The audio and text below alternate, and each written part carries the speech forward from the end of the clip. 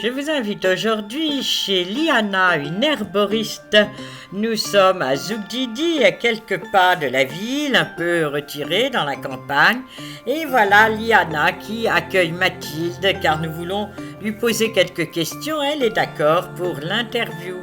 Nous voilà dans son bureau. Là, elle est très expressive, comme vous le voyez. Elle a 76 ans, elle est herboriste depuis sa plus tendre enfance, sa mère, sa grand-mère était herboriste et c'est vraiment une tradition dans sa famille. Il faut dire qu'on est dans le pays de Médée. Médée, c'est l'origine du mot médecin, médecine dans notre langage français. Et donc Médée avait comme originalité d'avoir utilisé plus de 250 herbes mélangées pour endormir le fameux taureau qui gardait la grotte et la toison d'or.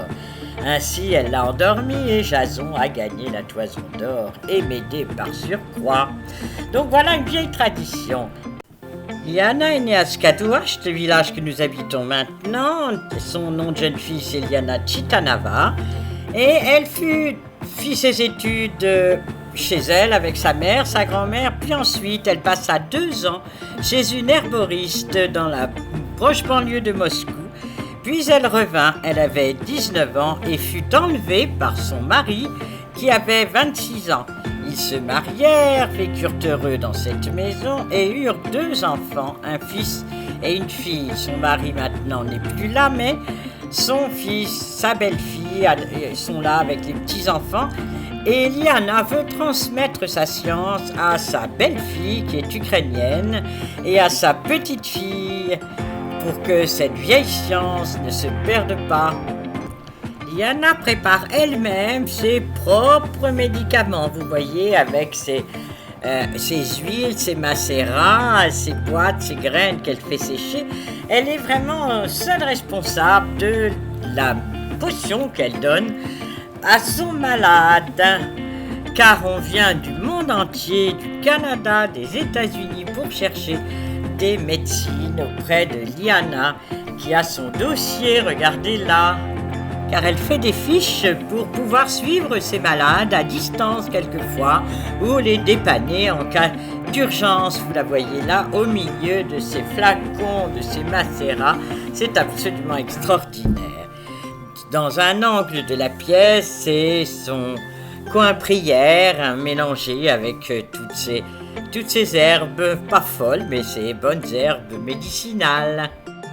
Nous sommes là avec 2 amis suisses qui sont producteurs de plantes médicinales. Regardez la conversation entre ces amis et notre chère Liana.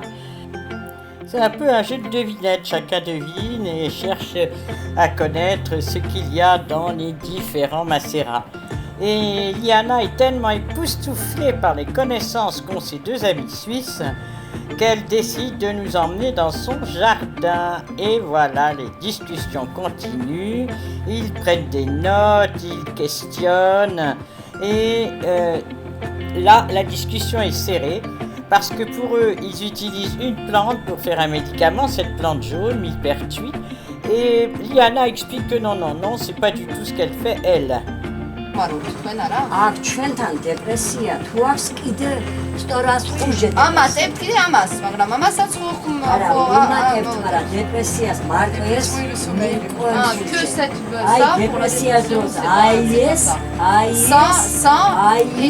Sur cette visite pleine de richesses et de surprises, nous laissons là Liana, l'herboriste de Zugdidi, et je vous dis au revoir, à bientôt pour une autre visite.